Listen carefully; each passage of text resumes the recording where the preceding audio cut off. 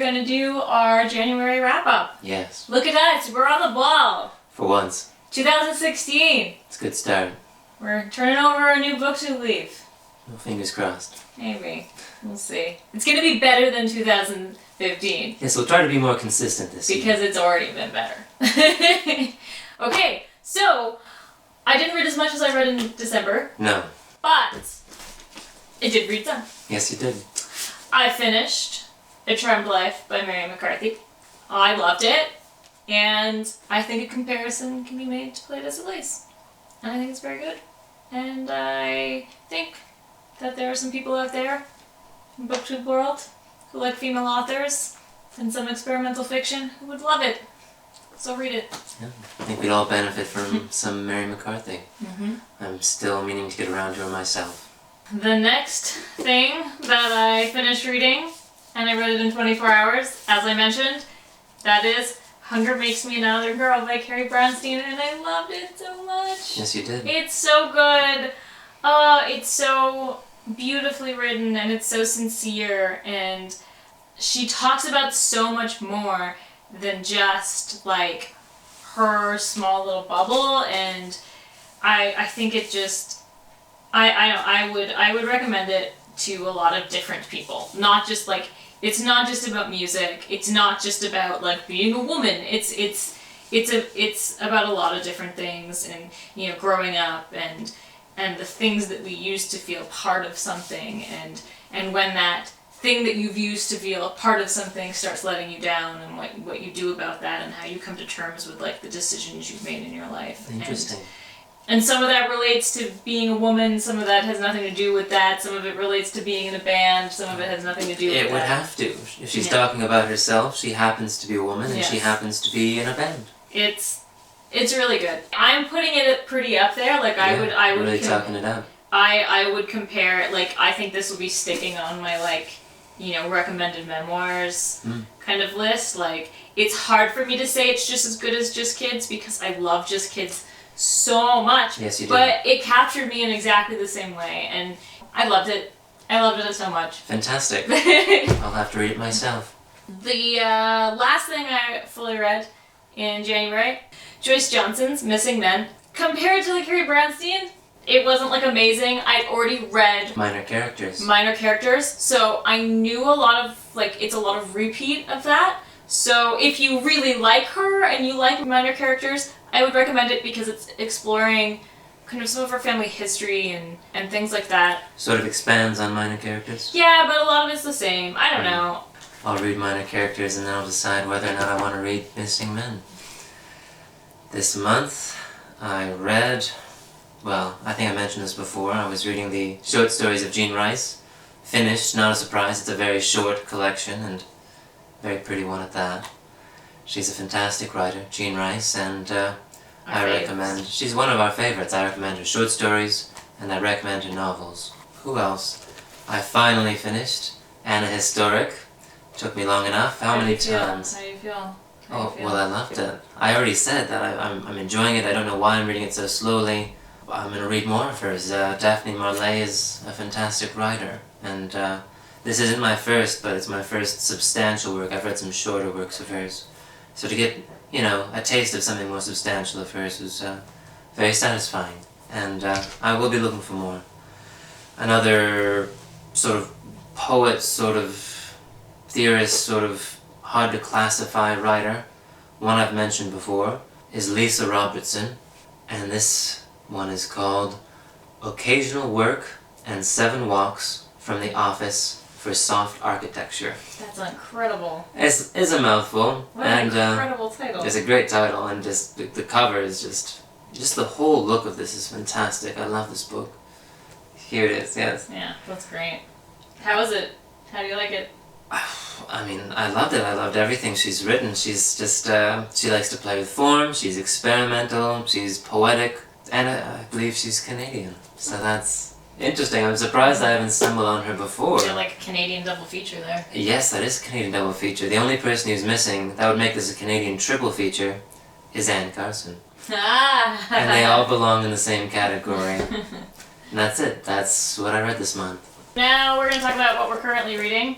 We read a lot of women. We do. On this channel. Not only women, No, but not we read a lot of feminist writers. We tend to get angry when they're not. We do get angry. Yes. We decided to do something completely different. Yes. And Buddy read the least feminist writer I could think of that I hadn't already read. That is Michel Houellebecq, and the novel is The Elementary Particles. And I hate it so far. So far, not so good. I'm on chapter 6, and I hate every moment of it so far. I'm on chapter 13, and it hasn't improved much. So we're buddy reading it. As you can tell, it's already...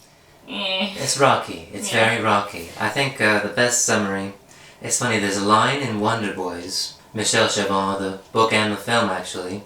The student is criticizing he's written this 1,000-page long novel, and she's going into it saying, like, did you really need all that? Did you need, like, the genealogy of the horses? That's how I feel here. Michel Houellebecq, do we need the genealogy of the horses? Yeah. That's not literally in the book, mind you. Yeah, no, It's long-winded, it's everyone overwrought. acts like it's, like, really subversive or something, but I'm just like, all I know about women is their breast size so far, and a bunch of unnecessary history that I'm not into. Yes, it's a very masculine text, and I know some people are watching and thinking, what's wrong with a very masculine text? Well, in the case of The Elementary Particles, what's wrong with a masculine text is that he's aligned masculinity in opposition to women. You know, there's a blatant hostility towards women throughout. And, like, this weird, like, one of the first things we're introduced to with the character is how his cock isn't working. Yes, his cock isn't working, and yet he makes a point of pointing out the woman's breast size. So if his cock isn't working, why is he pointing out the breast size? Yeah, so that's just sloppy writing. It's just sloppy. Yeah, so, well, I don't know. If anyone would care for us to elaborate, we'd be happy to elaborate, and when we finish... We'll probably be doing a review video, because we're buddy reading it, so... Yes, exactly. It's been a while, and it probably won't be good. I don't know. I mean, Houellebecq, he could blow my mind. This could all change. He could turn it all around. He could surprise us. I was reading these together. Still on chapter 6. Done this one. This one wasn't even that good. Still better than this. That's Houellebecq. That's one currently reading. That's our buddy read. We've never done a buddy read, which is ridiculous. That's surprising, isn't it? So the next thing that I am currently reading. I've read bits of both these works. They are Žižek's works, first as Tragedy, then as Farce, and Welcome to the Desert of the Real. I have read bits and pieces of this for the last 10 years. Both of them, yes. I like to reference them. You do. But I actually want to read them properly cover to cover because I'm on a bit of a like theoretical essay kick right now. And I wanted to read something a little more dense. So that's what I picked up. Dense but still fun. Well, if you can't get any denser than your next book. Manufacturing Consent. Yep. You probably heard of it. It's heavy. It's heavy. We'll see. I'll probably read it in pieces. Probably won't read it cover to cover. Noam Chomsky is so intelligent that I can't finish anything I've ever tried to read of his because I just end up feeling so inferior. You know, feeling like I should go back to school. I don't know enough. This guy's crushing me. Yeah. He's brilliant. Why does that make you stop? That should be like, I'm going to learn what he learns and then get past it. It's all over my head. Have you ever read any Derrida? No, that's even worse. You got me there. And then the last thing, still in the same place as I was, my December wrap-up. That's The Well of Loneliness. It's a lonely well for this book. The Well of Neglect is more like it. I'll get there. I think this is going to be like, you know those books that keep coming and coming and coming on this channel? We found the one for 2016. We have a winner. It's going to be this one. It's really dense. It's good though. That's it. That's what I'm currently reading.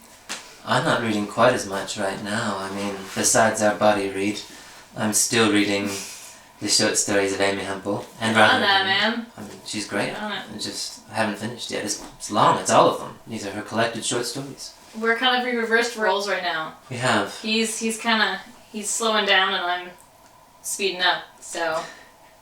Well... I'm sure we'll switch again. I'll get my footing. Apparently, you can get through the Houellebecq faster than me, though. if it's a masculine writer. Yeah, well. Anyway, that's it. That's it. If you've read anything, let's talk about Houellebecq. Guys, put your opinions. Yes, let's hear your thoughts. Let's hear your thoughts. If I'm wrong, tell me I'm wrong. We're not finished yet, so we have Yeah, no. only the beginnings of an opinion here. Yeah, so with this, I could be just full of hot air right now. Most likely. Anyway, that's it. That's it. Bye, everyone. Bye.